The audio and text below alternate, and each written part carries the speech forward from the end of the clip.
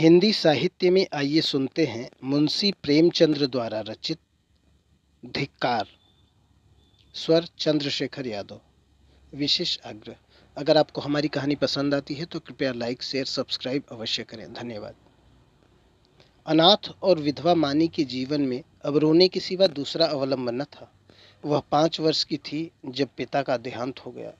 माता ने किसी तरह उसका पालन किया। 16 वर्ष की अवस्था में मोहल्ले वालों की मदद से उसका विवाह भी हो गया, पर साल के अंदर ही माता और पति दोनों विदा हो गए।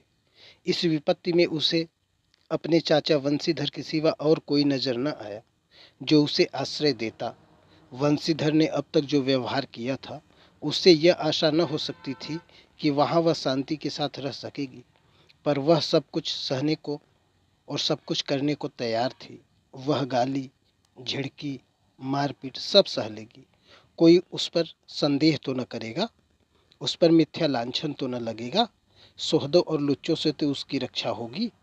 वंशीधर को कुल मर्यादा की कुछ चिंता हुई। मानी की याचना को अस्वीकार न कर सके, लेकिन 2-4 महीने में ही मानी को मालूम हो गया कि इस घर में बहुत दिनों तक उसका निवाह न होगा। वह घर का सारा काम करती, इशारों पर नाचती, सबको खुश रखने की कोशिश करती, पर न जाने क्यों चाचा और चाची दोनों उससे जलते रहते। उसके आते ही महरी अलग कर दी गई। नहलाने धुलाने के लिए एक लौंडा था, उसे भी जवाब दे दिया गया। पर मानी से इतना उबार होने पर भी चाचा और चाची न जाने क्यों उससे मुंह फुलाए रहते। कभी चचा घुड़कियां जमाते, कभी चाची कोसती, यहाँ तक कि उसकी चचेरी बहन ललिता भी बात बात पर उसे गालियां देती। घर भर में केवल उसके चचेरे भाई गोकुल ही को उससे सहानुभूति थी। उसी की बातों में कुछ स्नेह का परिचय मिलता था। वह अपनी माता का स्वभाव जानता था। अगर वह उसे समझाने की चेष्टा करता या खुल्लम खुल्ला मानी का पक्ष लेता तो मानी को एक घड़ी घर में रहना कठिन हो जाता। इसलिए उसकी सहानुभूति मानी ही को दिलासा देने तक रह जाती थी। वह कहता, बहन, मुझे कहीं नौकर हो जाने दो, फिर तुम्हारे कष्टों का अंत हो जाएगा। तब देखूंगा कौन तुम्हें तिरछी आंखों से देखता है। जब तक पढ़ता हूँ तभी तक तुम्हारे बुरे दिन हैं। मानी यह स्नेह में डूबी हुई बात सुनकर पुलकित हो जाती और उसका रोआ रोआ गोकुल को आशीर्वाद देने लगता। आज ललिता का विवाह है। सवेरे से ही मेहमानों का आना शुरू हो गया है। गहनों की झनकार से घर गूंज रहा है।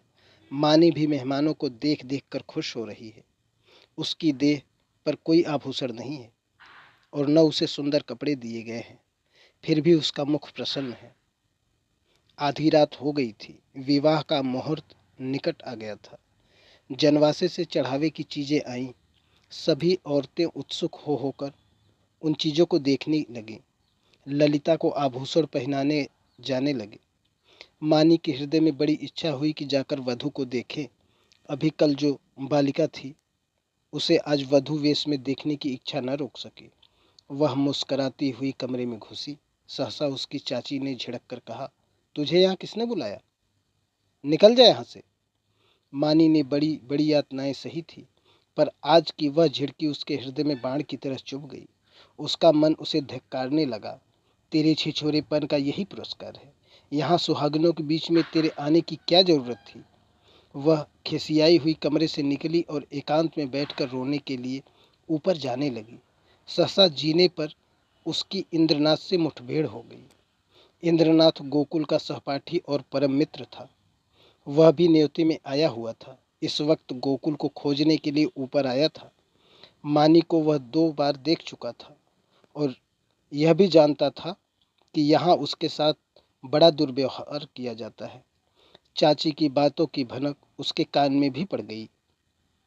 मानी को ऊपर जाते देखकर वह उसके चित्त के भाव को समझ गया और उसे सांत्वना देने के लिए ऊपर आया, मगर दरवाजा भीतर से बंद था। उसने किवाड़ की दरार से झांका। मानी मेज के पास खड़ी रो रही थी। उसने धीरे से कहा, मानी, द्वार खोल दो। मानी उसकी आवाज़ सुनकर कोने में छिप गई और गंभीर स्वर में बोली, क्या काम है? इंद्रनाथ ने कहा, तुम्हारे पैरों पड़ता हूँ मानी, खोल दो दरवाजा। यह स्नेह में डूबा हुआ विनय मानी के लिए अभूतपूर्व था। इस निर्दय संसार में कोई उससे ऐसे विनती कर सकता है, इसकी उसने स्वप्न में भी कल्पना न की थी। मानी ने कांपते हुए हाथों से द्वार खोल दिया। इंद्रनाथ झपट कर कमरे में घुसा। देखा कि छत के पंखे से रस्सी लटक रही थी। उसका हृदय कांप उठा। उसने तुरंत जेब से चाकू निकालकर रस्सी काट दी और बोला, क्या करने जा रही थी मानी? जानती हो इस अपराध का क्या दंड है?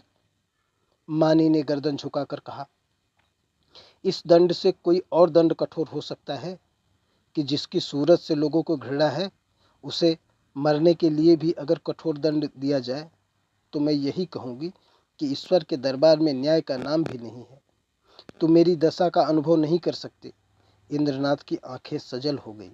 मानी की बातों में जिसका कितना कठोर सत्य भरा हुआ था। बोला, सदा ये दिन नहीं रहेंगे मानी। अगर तुम यह समझ रही हो कि संसार में तुम्हारा कोई नहीं है तो यह तुम्हारा भ्रम है। संसार में कम से कम एक मनुष्य ऐसा है जिसे तुम्हारे प्राण अपने प्राणों से ज्यादा प्यारे हैं। सहसा गोकुल आता हुआ दिखाई दिया। मानी कमरे से निकल गई।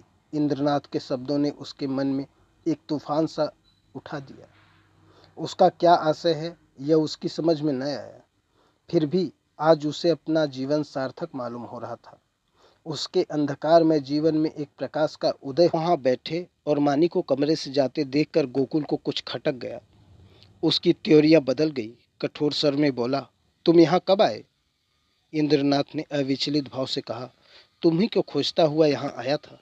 तुम यहाँ न मिले तो नीचे लौटा जा रहा था।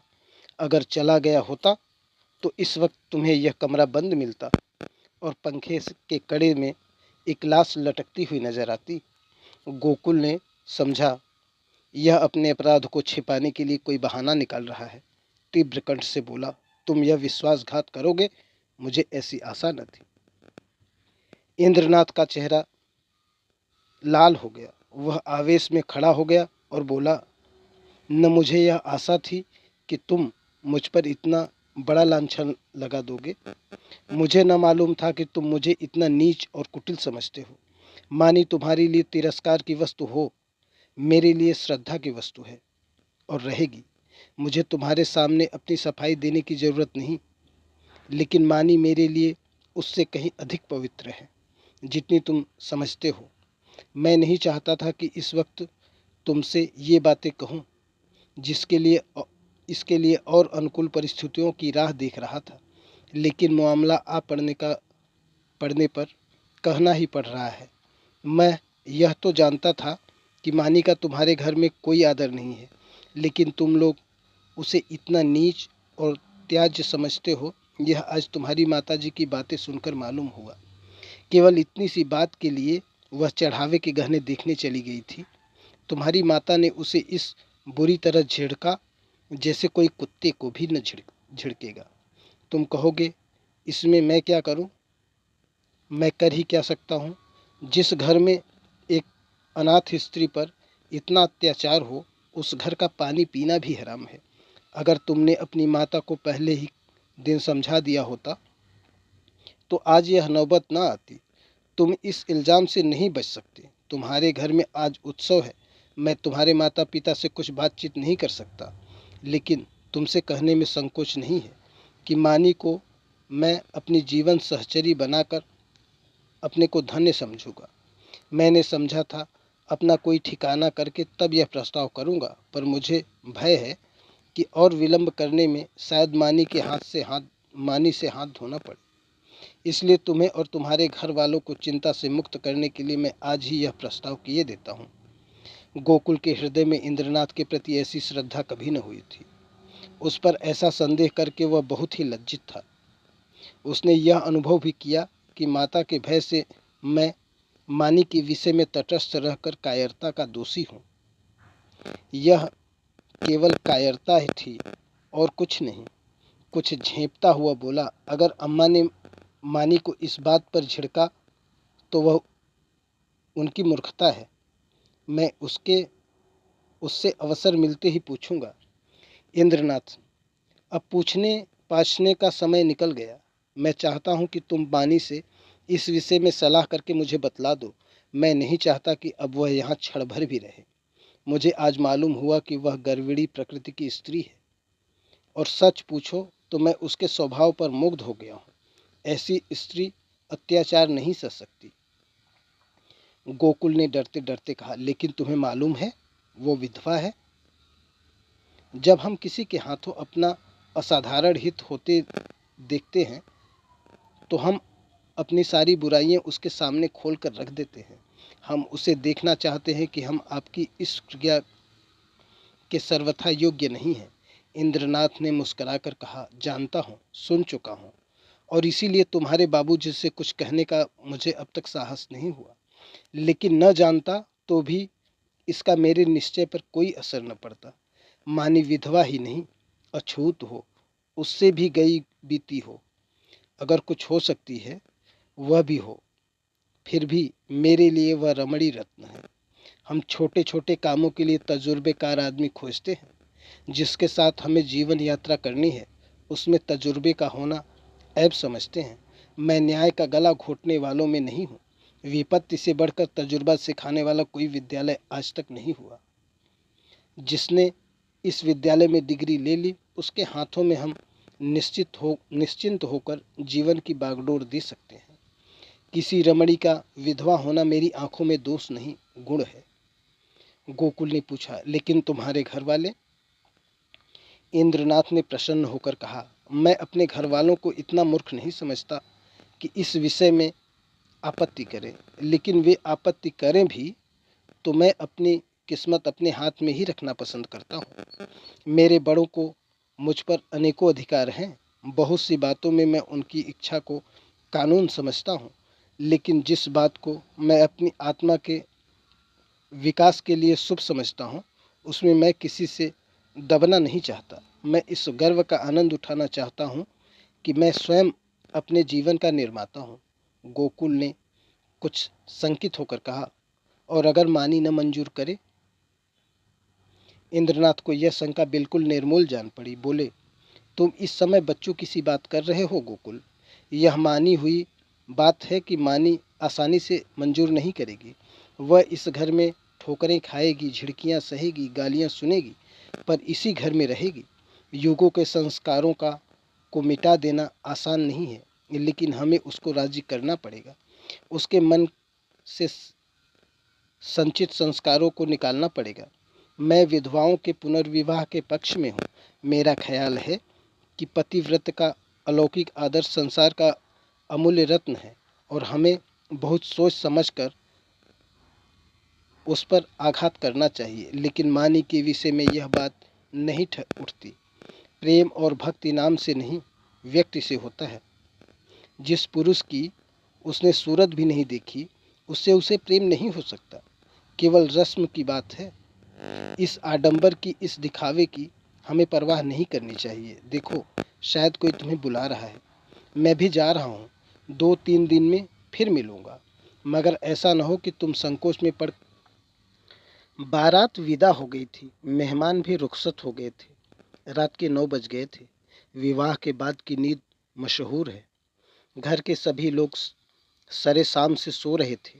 कोई चारपाई पर, कोई तख्त पर, कोई जमीन पर, जिसे जहाँ जगह मिल गई वहीं सो रहा था। केवल मानी घर की देखभाल कर रही थी, और ऊपर गोकुल अपने कमरे में बैठा हुआ पत्र पढ़ रहा था। सहसा गोकुल ने पुकारा, मानी, एक गिलास ठंडा पानी तो लाना, प्यास लगी है। मानी पानी लेकर ऊपर गई और मेज पर पानी रखकर लौटना चाहती थी कि गोकुल ने कहा, जरा ठहरो मानी, तुमसे कुछ कहना है। मानी ने कहा, अभी फुर्सत नहीं है भाई, सारा घर सो रहा है, कहीं कोई घुस जाए तो लोटा थाली भी न बचे। गोकुल ने कहा, घुस आने दो।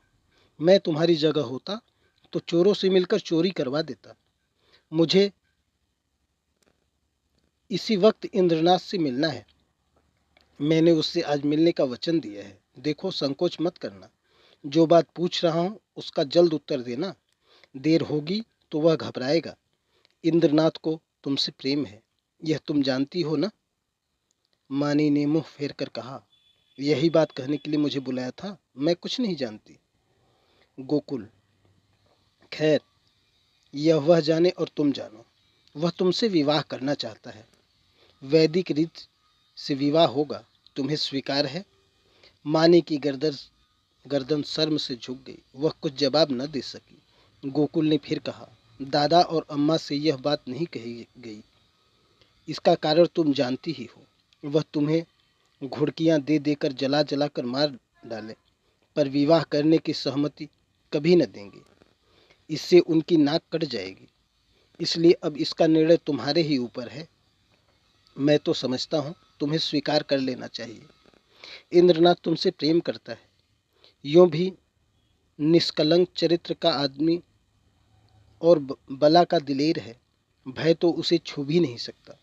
तुम्हें सुखी देखकर मुझे सच्चा आनंद होगा। मानी के हृदय में एक वेग उठ रहा था, मगर मुंह से आवाज न निकली। गोकुल ने अब की खींच कर कहा, देखो मानी, यह चुप रहने का अवसर नहीं है। क्या सोचती हो? मानी ने कांपते स्वर में कहा, हाँ। गोकुल के हृदय का बोझ हल्का हो गया। मुस्कुराने लगा। मानी शर्म के मारे वहां से भाग गई। शाम को गोकुल ने अपनी माँ से कहा, अम्मा, इंद्रनाथ के घर आज कोई उत्सव है। उसकी माता अकेली घबरा रही थी कि कैसे सब काम होगा। मैंने कहा मैं मानी को कल भेज दूंगा। तुम्हारी आज्ञा हो तो मानी को वहां पहुंचा दो। कल परसों तक चली आएगी। मानी उसी वक्त वहां आ गई। गोकुल ने उसकी ओर कनखियों से ताका। मानी लज्जा में पड़ गई। भागने का रास्ता न मिला। माँ ने कहा, मुझसे क्या पूछते हो? वह जाए तो ले जाओ। गोकुल ने मानी से कहा, कपड़े पहनकर तैयार हो जाओ, तुम्हें इंद्रनाथ के घर चलना है। मानी ने आपत्ति की, मेरा जी अच्छा नहीं है, मैं न जाऊंगी। गोकुल की माँ ने कहा, चली क्यों नहीं जाती? वहां क्या पहाड़ खोदना है? मानी एक सफेद साड़ी पहनकर तांगे पर बैठी तो उसका हृदय कांप रहा था और बार बार आंखों में आंसू भर आते थे। उसका हृदय बैठा जाता था, मानो नदी में डूबने जा रही हो। तांगा कुछ दूर निकल गया तो उसने गोकुल से कहा, भैया, मेरा जी न जाने क्यों घबरा रहा है। घर चलो, तुम्हारे पैर पड़ती हूँ। गोकुल ने कहा, तू पागल है। वहां सब लोग तेरी राह देख रहे हैं और तू कहती है कि लौट चले। मानी, मेरा मन कहता है कोई अनिष्ट होने वाला है। गोकुल, और मेरा मन कहता है तू रानी बनने जा रही है। मानी, 10-5 दिन ठहर क्यों नहीं जाते? कह देना मानी बीमार है। गोकुल, पागलों सी बात न करो। मानी, लोग कितना हंसेंगे। गोकुल, मैं शुभ कार्य में किसी की हंसी की परवाह नहीं करता। मानी, अम्मा तुम्हें घर में घुसने न देंगी। मेरे कारण तुम्हें भी झिड़कियां मिलेगी। गोकुल, इसकी कोई परवाह नहीं है, उनकी तो यही आदत है। तांगा पहुंच गया। इंद्रनाथ की माता विचारशील महिला थी। उन्होंने आकर वधू को उतारा और भीतर ले गई।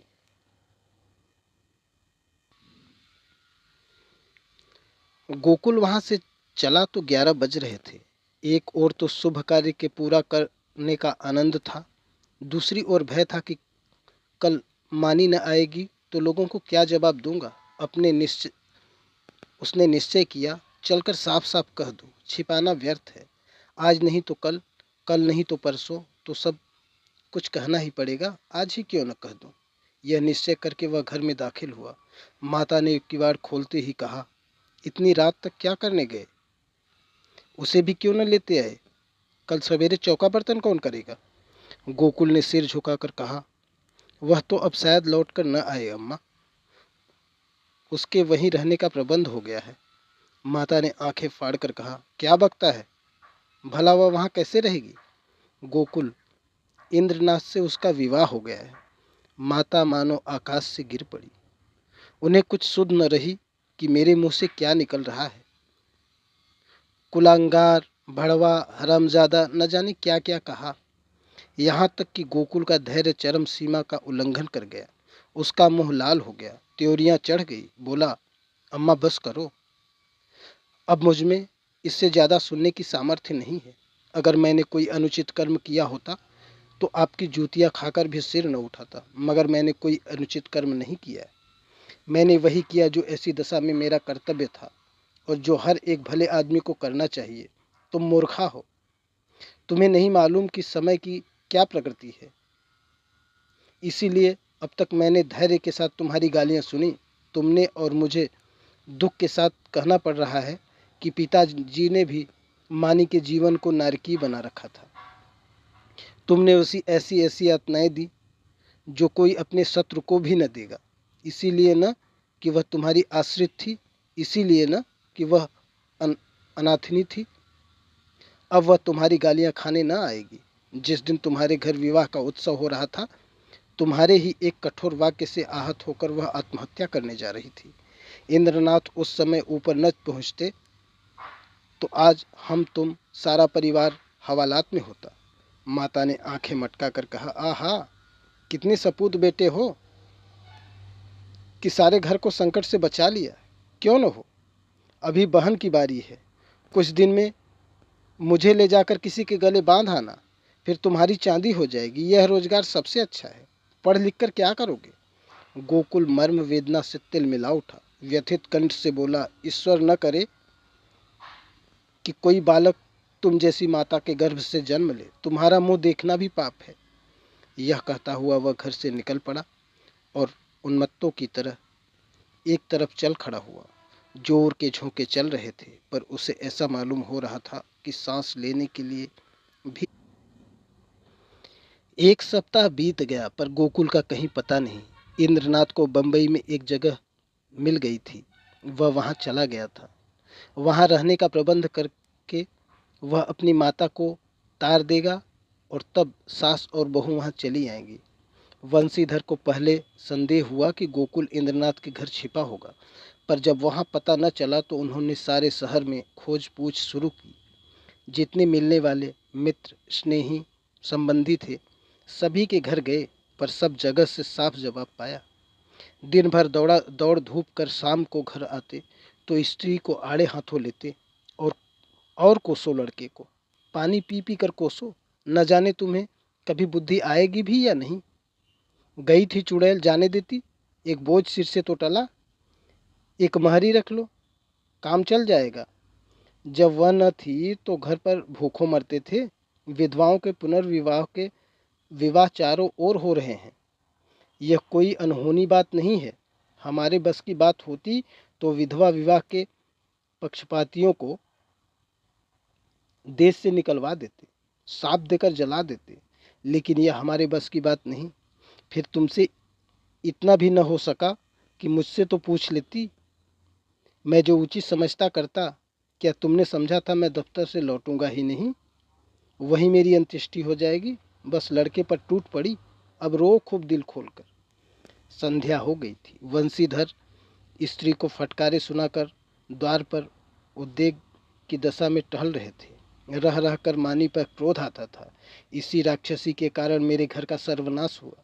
न जाने किस बुरी साइत में आई थी कि घर को मिटाकर छोड़ दिया। वह न आई होती तो आज क्यों यह बुरे दिन देखने पड़ते। कितना होनहार, कितना प्रतिभाशाली लड़का था, न जाने कहाँ चला गया। एकाएक एक बुढ़िया उनके समीप आई और बोली, बाबू साहब, यह खत लाई हूँ, ले लीजिए। वंशीधर ने लपक कर बुढ़िया के हाथ से पत्र ले लिया। उनकी छाती आशा से धक धक करने लगी। गोकुल ने शायद यह पत्र लिखा होगा। अंधेरे में कुछ न सूझा। पूछा, कहाँ से आई है। बुढ़िया ने कहा, वह जो बाबू हुसैनगंज में रहते हैं, जो बंबई में नौकर हैं, उन्हीं की बहू ने भेजा है। वंशीधर ने कमरे में जाकर लैंप जलाया और पत्र पढ़ने लगे। माने का खत था। लिखा था, पूज्य चाचा जी, अभागिनी मानी का प्रणाम स्वीकार कीजिए। मुझे यह सुनकर अत्यंत दुख हुआ कि गोकुल भैया कहीं चले गए हैं और अब तक उनका पता नहीं है। मैं ही इसका कारण हूँ। यह कलंक मेरे ही मुख पर लगना था, वह भी लग गया। मेरे कारण इतना शोक हुआ, इसका मुझे बहुत दुख है, मगर भैया आएंगे अवश्य, इसका मुझे विश्वास है। मैं इसी 9 बजे की गाड़ी से बंबई जा रही हूँ। मुझसे जो कुछ अपराध हुआ है उसे क्षमा कीजिएगा और चाची से मेरा प्रणाम कहिएगा। मेरी ईश्वर से यही प्रार्थना है कि शीघ्र ही गोकुल भैया सकुशल घर लौट आवें। ईश्वर की इच्छा हुई तो भैया के विवाह में आपके चरणों के दर्शन करूंगी। वंशीधर ने पत्र को फाड़कर पुर्जे पुर्जे कर डाला।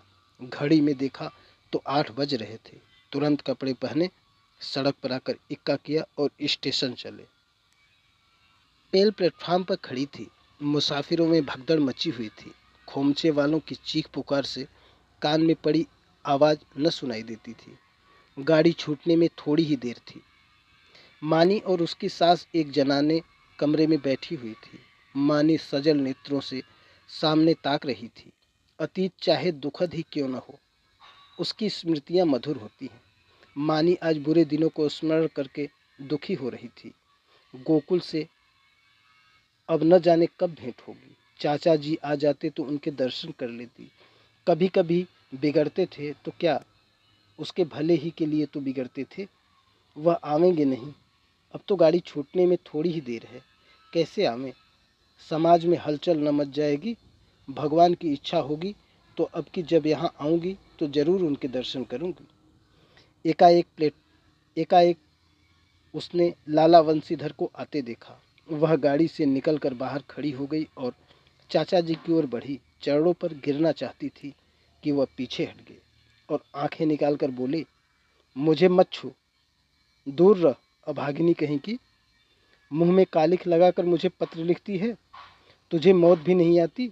तूने मेरे कुल का सर्वनाश कर दिया। आज तक गोकुल का पता नहीं है। तेरे कारण वह घर से निकला और तू अभी तक मेरी छाती पर मूंग दलने को बैठी है। तेरे लिए क्या गंगा में पानी भी नहीं है? मैं तुझे ऐसी कुलटा ऐसी हरजाई समझता तो पहले दिन ही तेरा गला घोंट दे। मुझे अपनी भक्त दिखलाने चली है।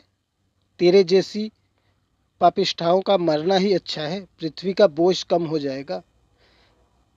प्लेटफार्म पर सैकड़ों आदमियों की भीड़ लग गई थी और वंशीधर निर्लज्ज भाव से गालियों की बौछार कर रहे थे।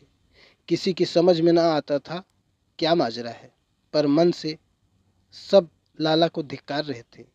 मानी पाषाण मूर्ति के समान खड़ी थी, मानो वही जम गई हो।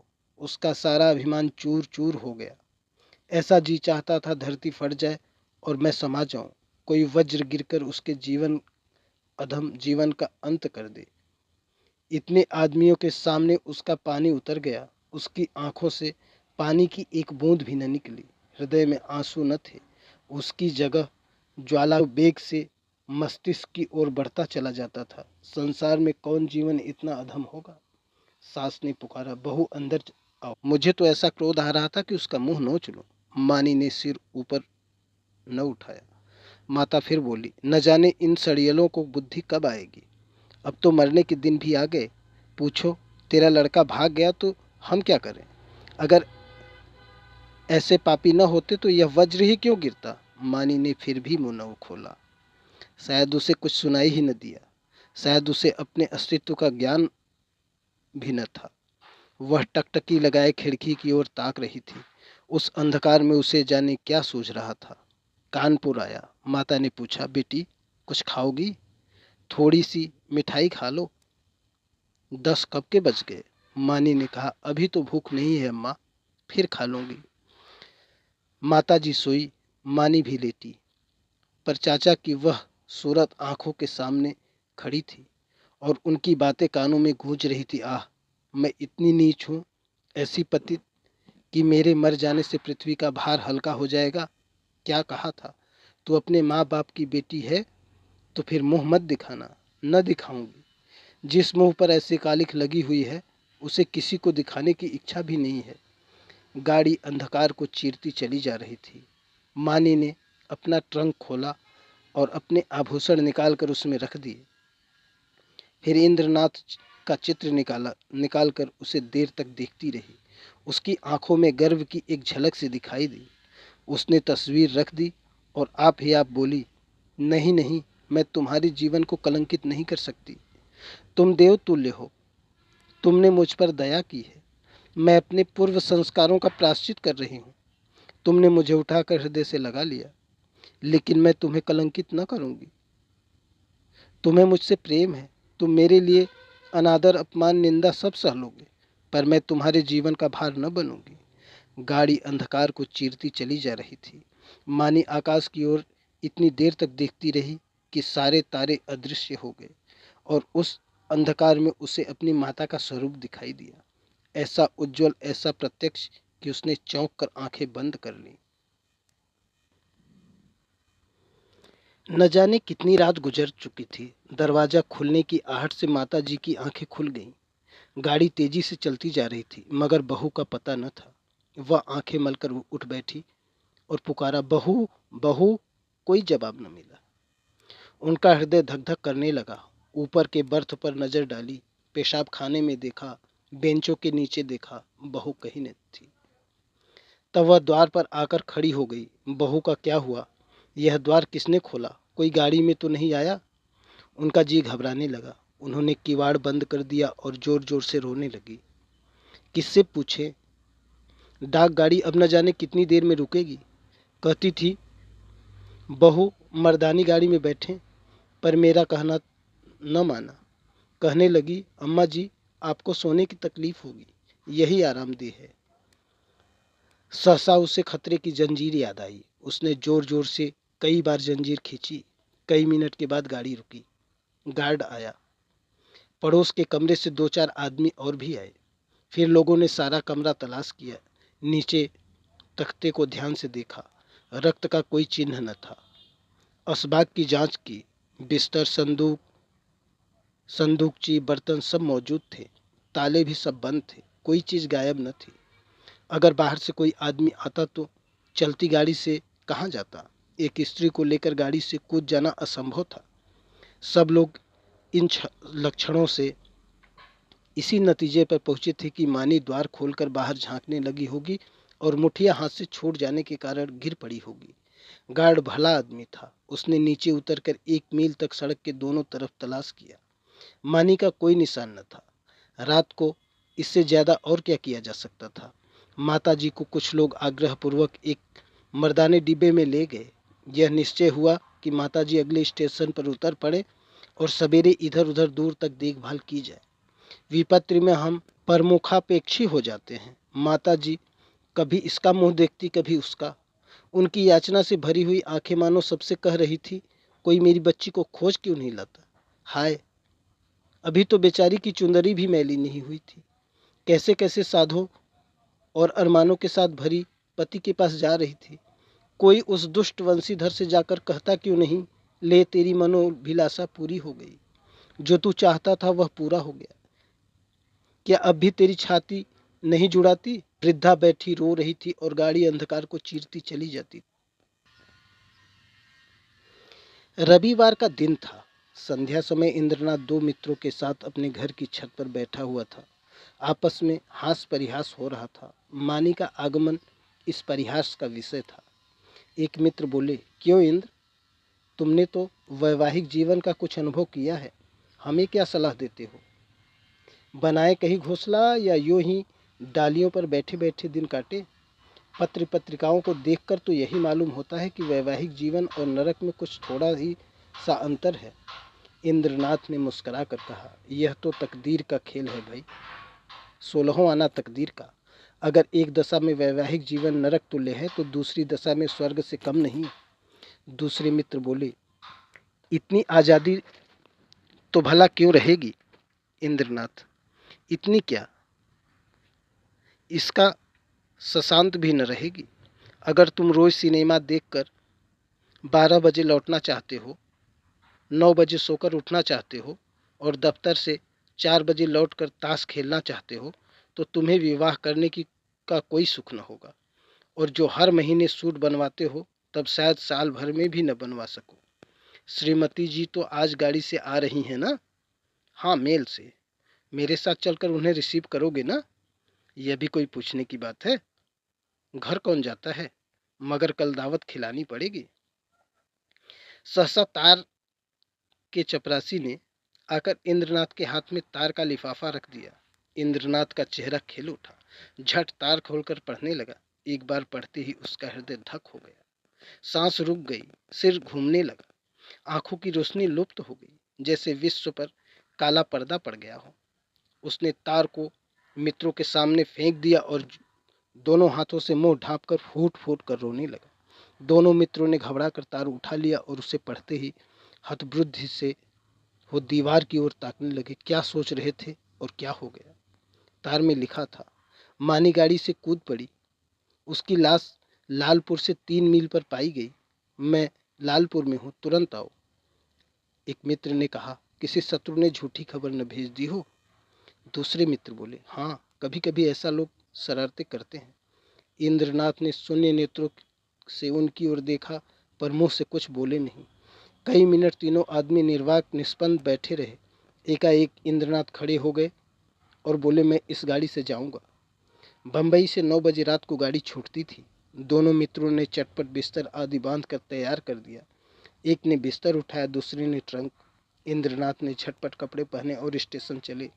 निराशा आगे थी, आशा रोती हुई पीछे। एक सप्ताह गुजर गया था। लाला वंशीधर दफ्तर से आकर द्वार पर बैठे ही थे कि इंद्रनाथ ने आकर प्रणाम किया। वंशीधर ने उन्हें देखकर चौंक पड़े। उसके अनपेक्षित आगमन पर नहीं, उसकी विकृत दशा पर। मानो वीतराग शोक सामने खड़ा हो, मानो कोई हृदय से निकली हुई आह मूर्तिमान हो गई हो। वंशीधर ने पूछा, तुम तो बंबई चले गए थे ना? इंद्रनाथ ने जवाब दिया, जी हाँ, आज ही आया हूँ। वंशीधर ने तीखे स्वर में कहा, गोकुल को तो तुम ले भी थे? इंद्रनाथ ने अपनी अंगूठी की ओर ताकते हुए कहा, वह मेरे घर पर है। वंशीधर के उदास मुख पर हर्ष का प्रकाश दौड़ गया। बोले, तो यहाँ क्यों नहीं आए? तुमसे उसकी भेंट कहाँ हुई? क्या बंबई चला गया था? जी नहीं, कल मैं गाड़ी से उतरा तो स्टेशन पर मिल आए। तो जाकर लिवा लाओ ना, जो किया अच्छा किया। यह कहते हुए वह घर में दौड़े। एक क्षण में गोकुल की माता ने उसे अंदर बुलाया। वह अंदर गया तो माता ने उसे सिर से पांव तक देखा। तुम बीमार थे क्या भैया? चेहरा क्यों इतना उतर गया है? गोकुल की माता ने पानी का लोटा रख कर कहा, हाथ मुंह धो डालो बेटा। गोकुल है तो अच्छी तरह ना? कहाँ रहा इतने दिन? तब से सैकड़ों मन्नतें मान डाली, आया क्यों नहीं? इंद्रनाथ ने हाथ मुंह धोते हुए कहा, मैंने तो कहा था चलो, लेकिन डर के मारे नहीं आते। और था कहाँ इतने दिन?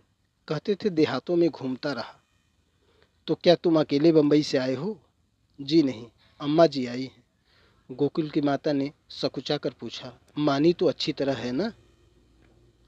इंद्रनाथ ने हंसकर कहा, जी हाँ, अब वह बड़े सुख से है, संसार के बंधनों से छूट गई। माता ने अविश्वास करके कहा, चल हट नटखट, बेचारी को कोस रहा है। मगर इतनी जल्दी बंबई से लौट क्यों आए? इंद्रनाथ ने मुस्कुराते हुए कहा, क्या करता, माताजी का तार बंबई में मिला कि मानी ने गाड़ी से कूदकर प्राण दे दिए। वह लालपुर में पड़ी हुई थी। दौड़ा हुआ आया, वहीं दाह संस्कार की, आज घर चला आया। अब मेरा अपराध क्षमा कीजिए। वह और कुछ न कह सका। आंसुओं को बेग ने गला बंद कर दिया। जेब से एक पत्र निकालकर माता के सामने रखता हुआ बोला, उसके संदूक से यही पत्र मिला है। गोकुल की माता कई मिनट तक मर्माहत सी बैठी जमीन की ओर ताकती रही। शोक और उससे अधिक पश्चाताप से सिर को दबा रखा था। फिर पत्र उठाकर पढ़ने लगी। स्वामी, जब यह पत्र आपके हाथों में पहुंचेगा तब तक मैं इस संसार से विदा हो जाऊंगी। मैं बड़ी अभागिनी हूँ, मेरे लिए संसार में स्थान नहीं है। आपको भी मेरे कारण क्लेश और निंदा ही मिलेगी। मैंने सोचकर देखा और यही निश्चय किया कि मेरे लिए मरना ही अच्छा है। मुझ पर आपने जो दया की थी उसके लिए आपको क्या प्रतिदान करूं? जीवन में मैंने कभी किसी वस्तु की इच्छा नहीं की, परंतु मुझे दुख है कि आपके चरणों पर सिर रखकर न मर सकी। मेरी अंतिम याचना है कि मेरे लिए आप शोक न कीजिएगा। ईश्वर आपको सदा सुखी रखे। माता जी ने पत्र रख दिया और आंखों से आंसू बहने लगे। बरामदे में वंशीधर निष्पन्द खड़े थे और जैसे मानी लज्जावान उनके सामने खड़ी थी। धन्यवाद।